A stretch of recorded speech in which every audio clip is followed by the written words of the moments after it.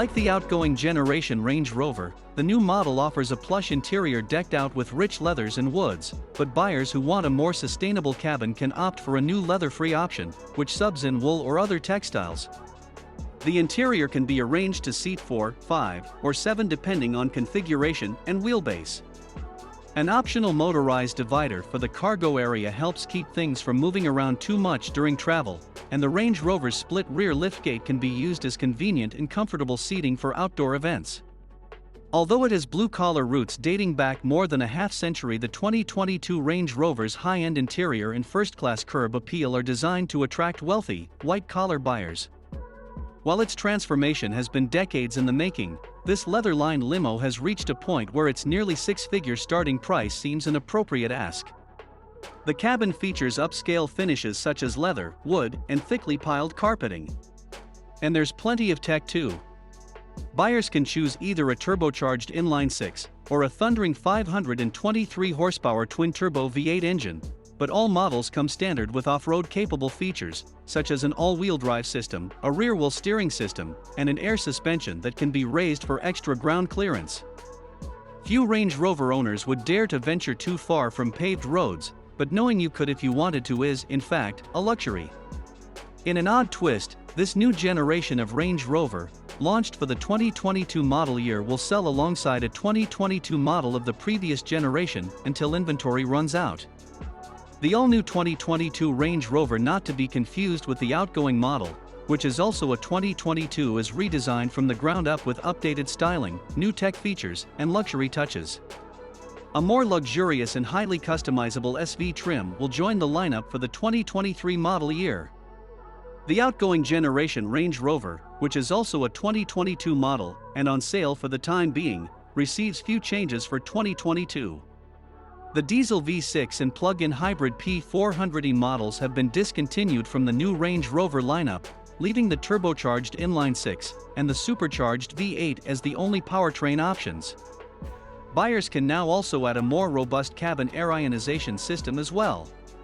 Land Rover hasn't yet released a detailed list of the new Range Rover's standard and optional features, but we'd recommend opting for the mid-range autobiography model, which will undoubtedly add several sought-after items that luxury buyers will appreciate. For example, the autobiography comes standard with a 1,600-watt Meridian stereo system featuring headrest-mounted speakers and active noise cancellation. The Range Rover will be offered in both a short and long wheelbase body style, and we suggest going for the latter since it creates room for a third row of seats and a more generous cargo area. When we find out more about how each of the Range Rover's trim levels will be equipped, we'll update this story with more details.